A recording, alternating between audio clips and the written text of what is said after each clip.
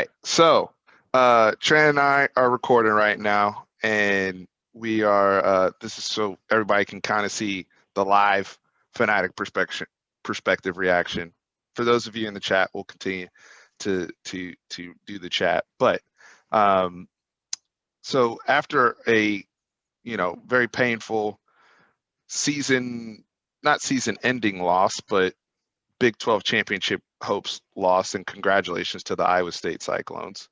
Mm-hmm. I wanted to start with you here in terms of, we were so optimistic a couple weeks ago, or, this past week in terms of getting tickets. We were not optimistic. We were hoping. We were gambling. I wouldn't say we were optimistic. Okay. If you want to, I mean, you want to put it that way, put it that way. I was optimistic. I thought we had turned the corner, man.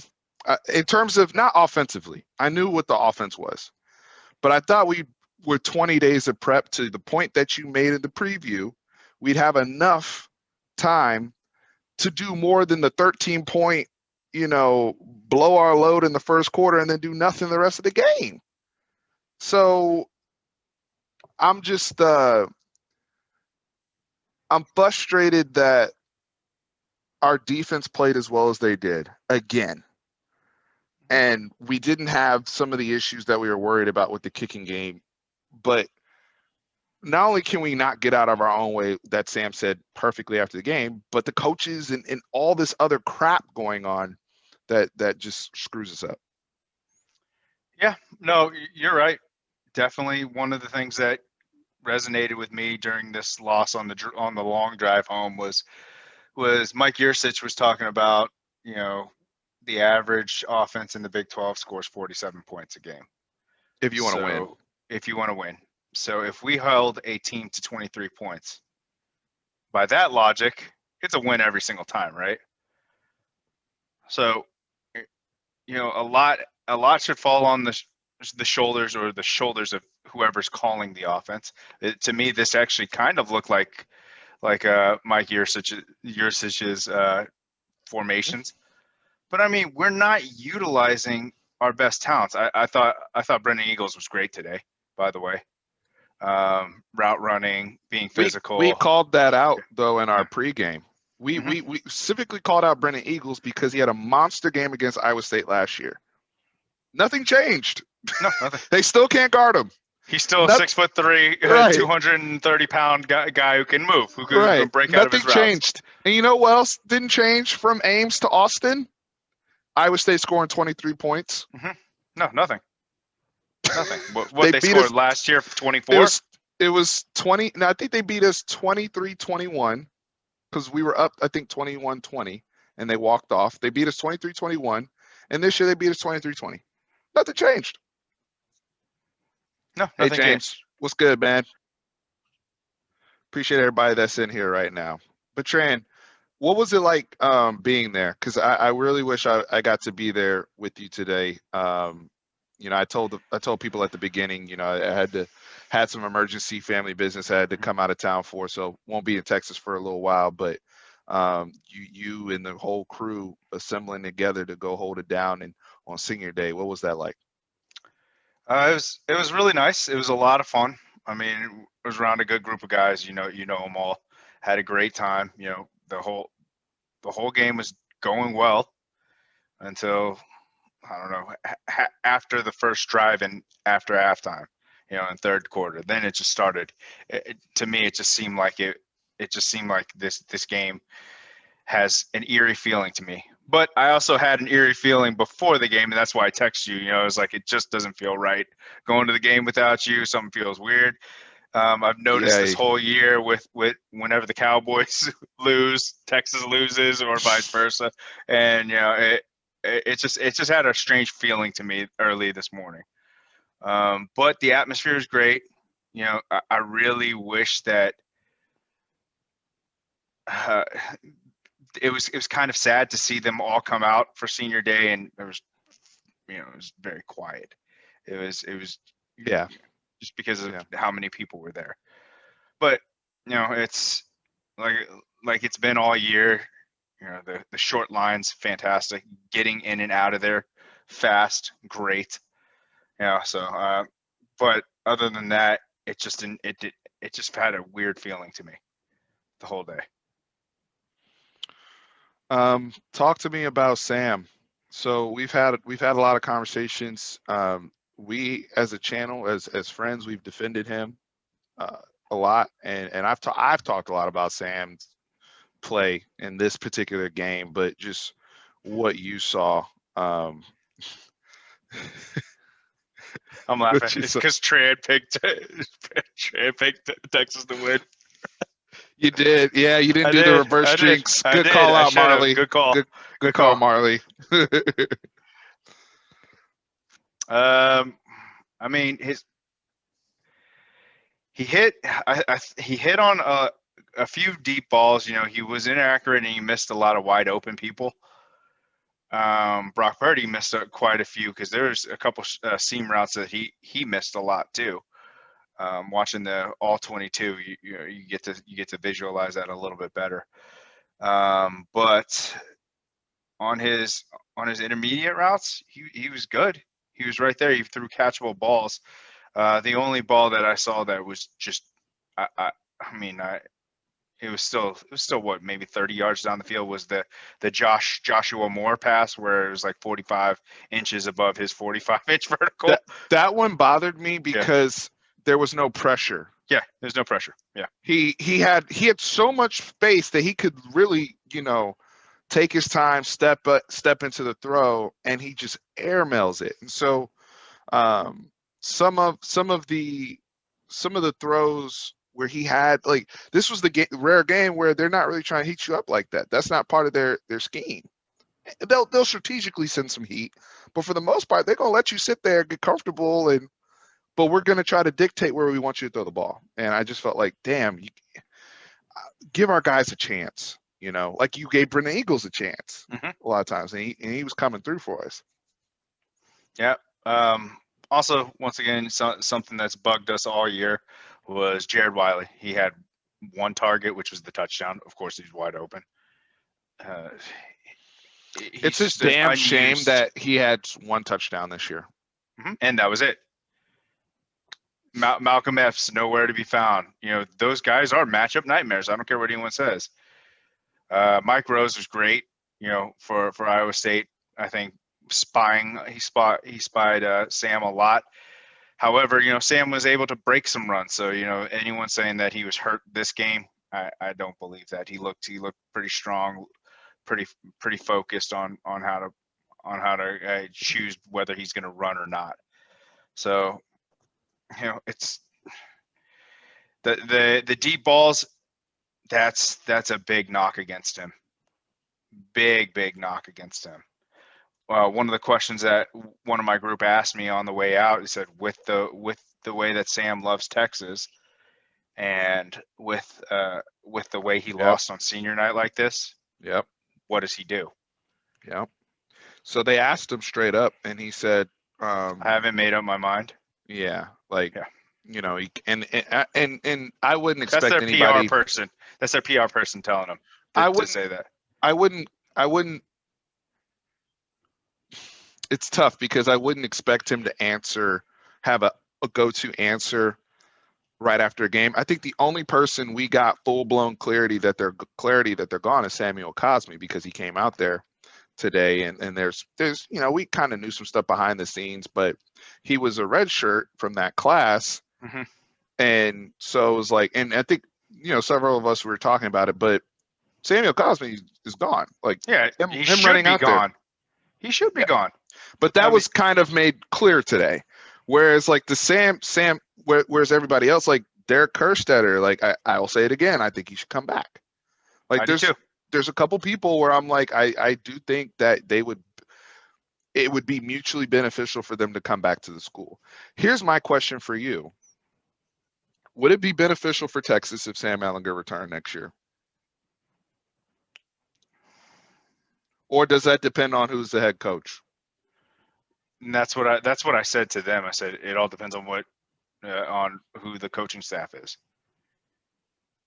I think if Urban Meyer, the guy everyone's been dreaming and drooling over, is the guy. I think Urban Meyer wants a player like him as the leader to be the transition class. Tom, if it's Tom Herman, I think he's gone again.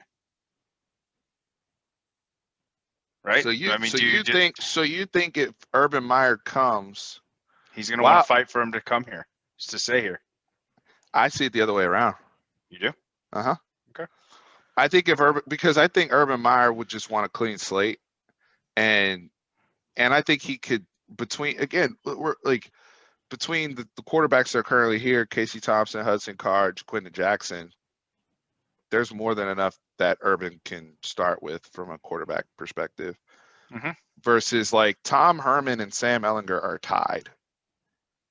They both started here day one together. They both could leave here together. So I could see if Tom gets another year because we can't get Urban, I could see Tom having a conversation with Sam. But that's also then how the hell do you hold the quarterback room together? Because all those dudes are being patient. They're how long can you ask Casey Thompson to be a good sport about it?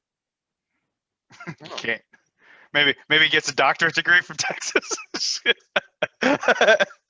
No, but I mean, all I'm going off of is just whenever Urban Meyer says anything about Texas, the positives that he says about it is usually about Sam.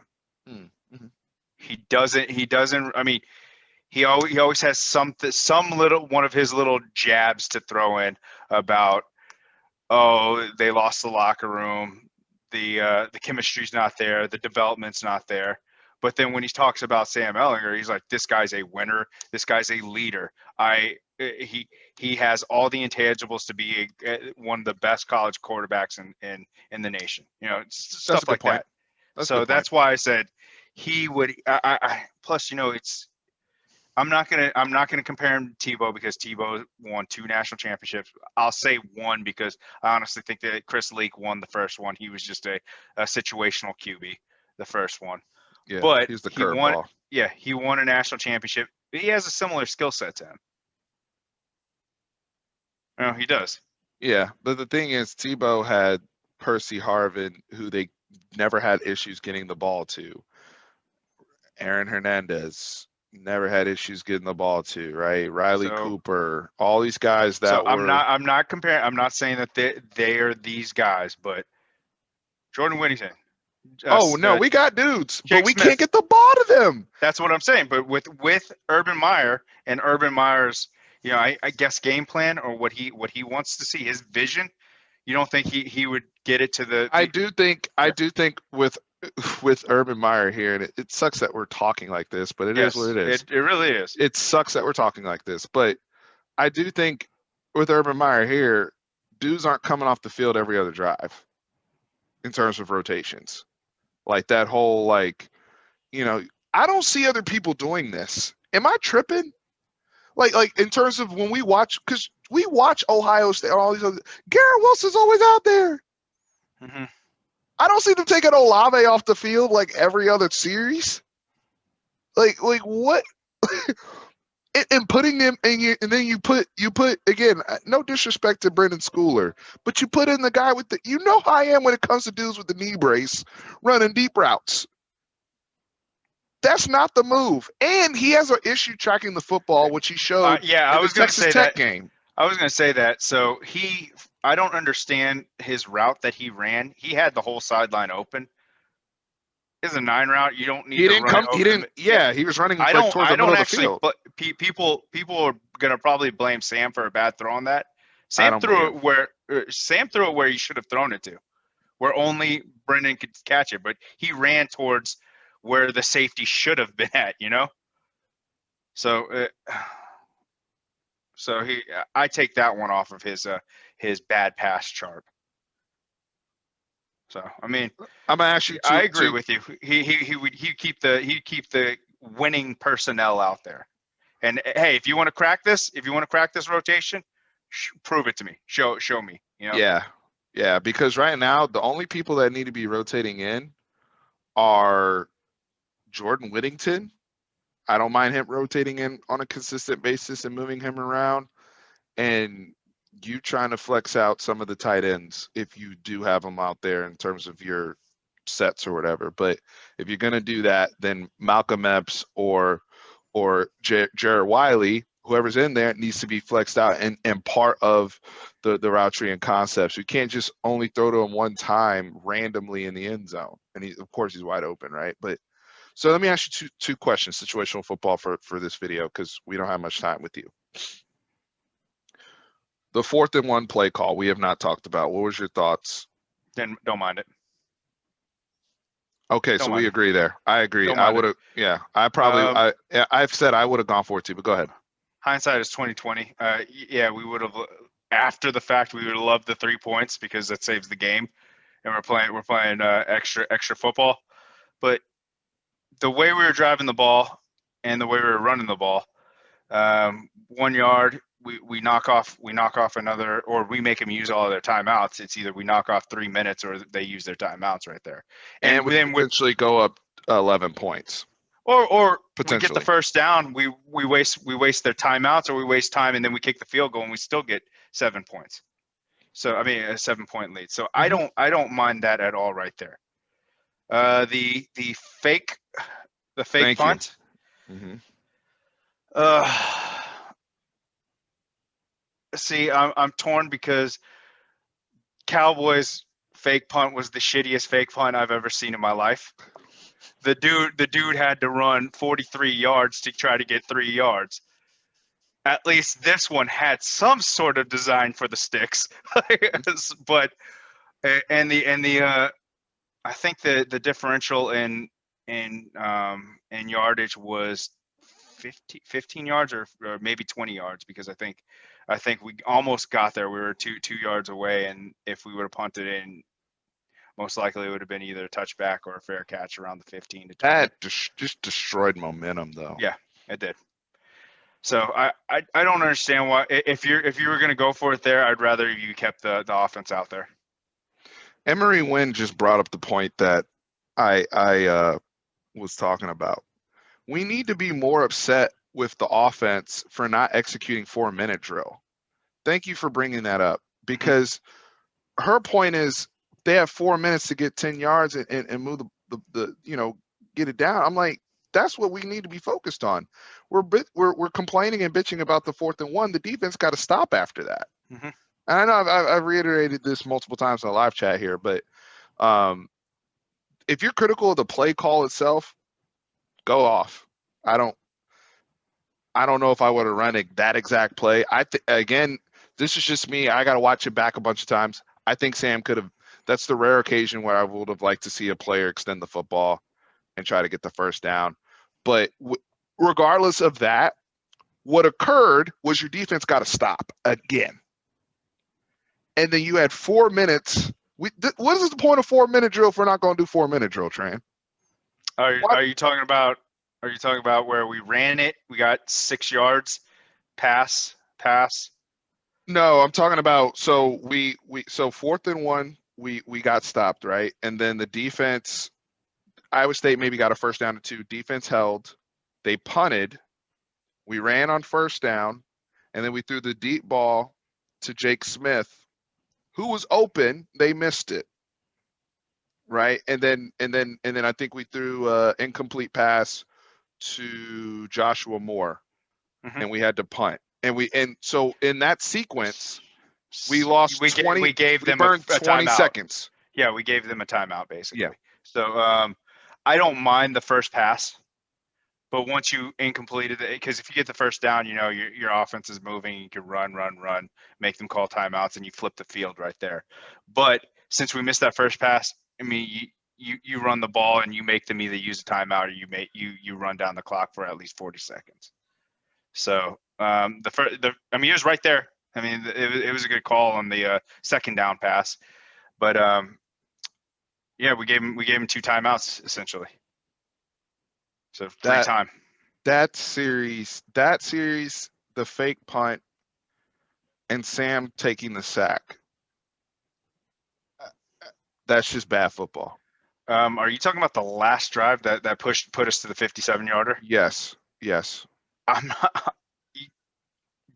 Did you see that the right tackle got blown up? I mean, the right tackle that whole last drive was getting blown. Yeah, but I'm talking about Christian Jones.